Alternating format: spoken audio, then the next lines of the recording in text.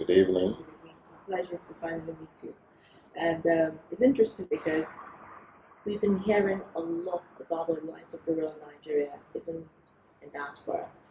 But the most amazing one was when 1,600 people in Durham went ecstatic, when the project was inaugurated. Tell us a bit about Light of Rural Nigeria. Well, Light of Rural Nigeria was conceived as a fast track way or quick win for bringing power to our people who are in remote areas.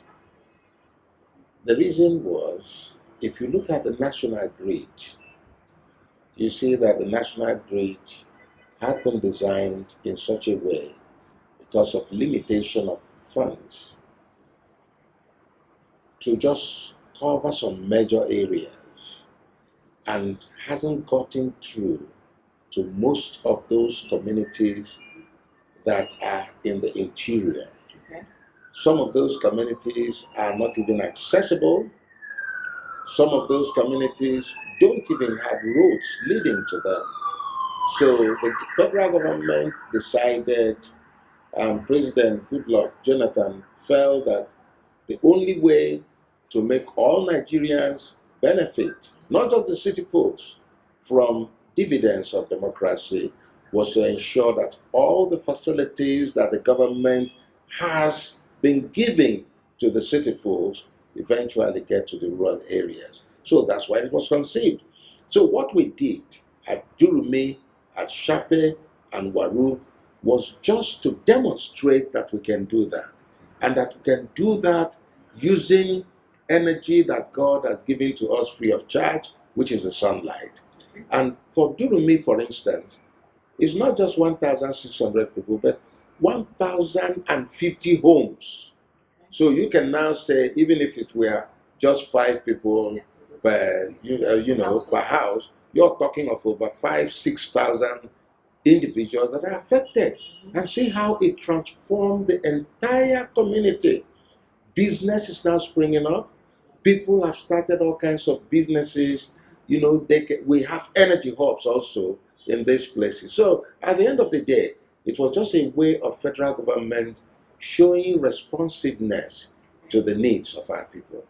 And one interesting thing, when a lot of viewers and people who have read the articles of the inauguration process talked about the challenge of climate change and this being an alternative source in a marvelous way to actually look at how we can manage climate change. Yes. How will this be effectual in the due process? If you look at the whole globe, the entire earth, we are actually beginning to see the impact of climate change. And the culprit is carbon. When you now look at solar energy is there. Whether you like it or not, you're going to utilize the sun either wastefully or usefully. So instead of giving the atmosphere more carbon by generating electricity using other means, maybe coal, maybe gas, maybe diesel, maybe even heavy oil, fuel oil, you use something that is there, whether it is used or not. And that's why when we use solar energy, we're using environment friendly technology. And we're doing it in a way to actually show our own concern about the degradation of the environment, utilizing so much of these fossil fuels without even thinking of the environmental impact. So this is an extremely friendly and safe way to give electricity to people. And you talked about three communities, when you look at in each of the 36 states, to get advantage of this. There are some rural areas that we don't even know how to get to, especially via road. How are we going to reach out to them, especially as we're looking at solar, wind, as well as hydro? Okay. One thing is this. The president himself personally flagged off this program on the 13th of January. That shows you how deeply committed the president is to it. He has approved that 3 such facilities be done or built in every state. So at the end of the day, we're going to have 108 communities in Nigeria, plus 3 in Abuja, 111 communities. But that's just a tip of the iceberg, because there are so many more communities, literally thousands of communities that need these facilities. What we want to do by demonstrating in the approved pilot plan plot of the government, the president himself, is to show the states, show the local governments that these things are possible. That you can give electricity 24 hours a day, 7 days a week, all through the year to communities that are not connected to the national grid. And you can do it demonstrably so that they have very high quality electricity. Plus the fact that we build energy hubs for them so that there will be communal center where people can come and do their little businesses, hairdressers, barber shops, vulcanizers, welders, all kinds of business. We can even refrigerate hospital things like vaccines, medication, and things like that. So all this is done to show them that it's possible. Then we're going to use wind too, but we are still not done with our test for the wind. Okay. The reason is because at 10 meters, most Nigeria, you can't get wind energy. But at 30 meters, 50 meters, and then 100 meters, many parts of Nigeria can utilize wind energy, and eventually we'll do biomass too. But until we are done with our research to make sure that we're doing the right thing at the right places, we will not deploy these other technologies. But solar is adaptable in almost every part of Nigeria. Well, this is very capital intensive. Of course it is. When you look at all of the effectualities of it. But then, looking at research from other African countries, especially East Africa and perhaps a little bit into West Africa, Uganda, for instance, thrives on in the rural area with wind, wind power. I think it actually gives 7,000 people source for rural entrepreneurship. You talked about that, and also provides jobs. How will this also provide jobs in the marketplace, especially to the youths?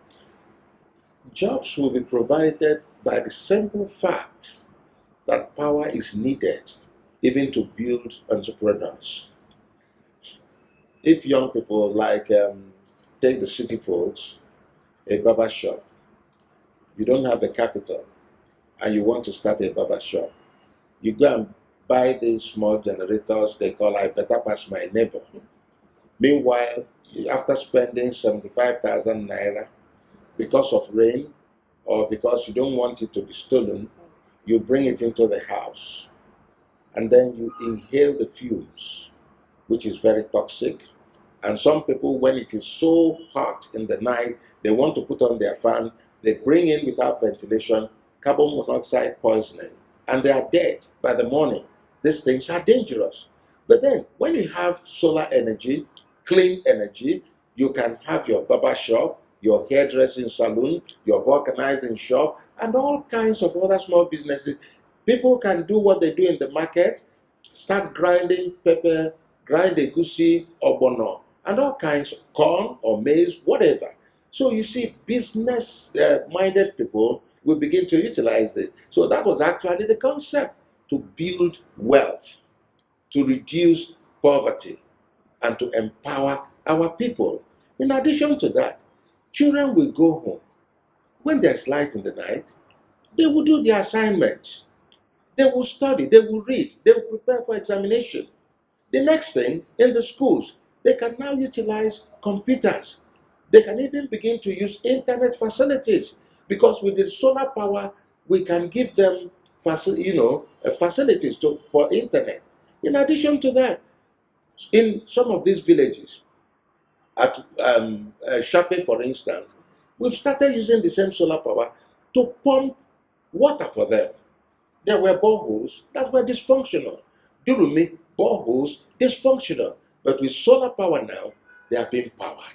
So, there is a whole lot of activities, whole lot of business prospects that can be generated using this form of energy. in the whole of all the in the whole sum of the ministries we have in Nigeria coming into its 100th year, people are privileged to know that at least one ministry is outstanding and has come of age with Nigeria, especially with reaching out to rural people. And for the first time, it is Nigerian homegrown construction company Reliant, as aside what we normally see, Western companies taking up such, agendas. What initiated this? How were you able to come to part of this? Well, being in the university system most of my life, actually half of my life, I was teaching in the university before I was, appointed by Mr. President as Minister of Power. Um, I really saw the need to do research and often do comparative analysis. If you look at what we did at Durumi, we involved Schneider Electric of France majorly, and then Philips Electric minorly. And this was to see what the internationals can do for us. They did a good job. They did a detached system whereby each home can have its own solar panels and the inverter battery system. When we went to Shape and Wari, we decided to use homegrown technology. And very thankfully, I have a young engineer who very boisterous, an innovator that I've known from his days in the university years when I was a professor and a dean in the university. And I invited him to come and do what I know he's been trying to do all over the place. And he did a remarkable thing. It is a mini and microgrid system which is superior to what you actually see in Durumi, because people now get more power. Over there, many people are now buying, and you tell me these people can't pay for electricity. They are buying flat screen television. They are buying all kinds of facilities over there because it's a mini grid powered by solar and battery inverter system with substation to make sure that it goes down, and a grid to read the people. So that is the homegrown technology. So now we are offering to the state and to individuals, to local government, an alternative. Those who can afford it can go for the higher alternative, which is a mini grid, one that will give more power to the people in the long run. And eventually, we intend to invite private operators so that they can go throughout the whole country, saturate the entire country with this. And people ask one question: how will it be paid for? These people are buying kerosene, they are buying diesel, they are buying petrol to power, either diesel or petrol to power their generators. They are buying candles. And the fumes from all of this are toxic. They already are a health hazard. Now you give them energy that they don't have to worry about all this, and you tell me that they can't take a good portion of the money they would have used in poisoning themselves to pay for power. All they need is good marketing, explanation, and they will tag on to at least paying fees that will make it sustainable. Now, talking about market orientation and facilitation, there seems to be very little of that going on at the moment, especially for people to understand, in broad spectrum, what this is about. How are we going to get more of the orientation on what Light of Rural Nigeria is about out there? It's critical that our people know, because sometimes we over pity them. I never knew that in a village a man would build a house in 1 week, just to participate in this, and then you are in the city pitying him that he can't pay for electricity. How? We just need to tell them, look, you guys, you've been killing yourself doing all this. Just pay a little money and you get power, and you don't have to worry about power for the rest of your life. Indeed, so sustainability, that's always the question. That's right. How is this going to be sustained? With these tariffs that they are going to be charged, and then people will be deployed to do maintenance, because you're going to need to be cleaning the solar panels from time to time, so that you don't allow doors to completely block the absorption of sunlight. You're going to maintain the batteries, and you're going to maintain the interfaces as well. You're going to have to look at the inverter from time to time. Some of the batteries will last for 3 years without any problem, some for 5 years. We're actually trying to work on those that will last for 10 years. So, but these things need to be maintained. And the only way to do that is to make the people who are using it pay for it. Just like they have telephones. These are village folks. And you'll be surprised that some of them buy these telephones, put in their recharge cards on a regular basis. They're already paying for these things. So what is it going to cost them? And some of them, like at one of the stations we deployed, a young man, before we took solar for them, unfortunately he lost his job. But he had a small generator, the one they call I Better Pass My Neighbor, and he was charging them 300 naira to for charging their batteries for their cell phones. If you don't pay the 300 naira, he will tell you go to the town. Then you take a machine, Okada machine. You pay 200 naira to go to town. You charge it for whatever. You pay another 200 naira to come back. At the end of the day, you'll be paying double for going to town to charge your this thing. So it's better. But now, we've afforded them all this. You charge your phone in your own home.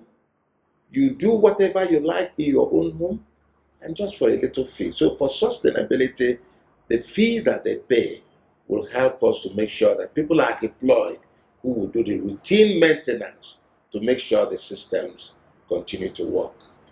It's a privilege, sir, too. And I must say congratulations, because infallibly so. Nobody expects anything less from someone like you. So congratulations. Thank you very much. And we will make sure that this also breaks the light across the rest of Africa to learn from us. Thank you very much. It's a pleasure. Thank you. God bless you. So that was the interview with the Honourable Minister on Light of Rural Nigeria. Stay tuned.